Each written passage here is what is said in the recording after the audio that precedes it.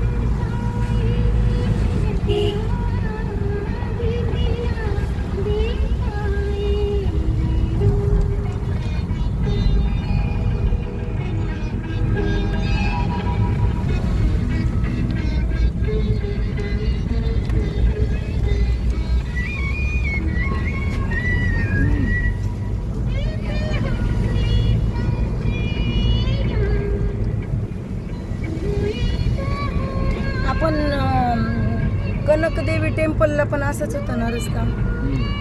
याच्या विजयवाड्याला पण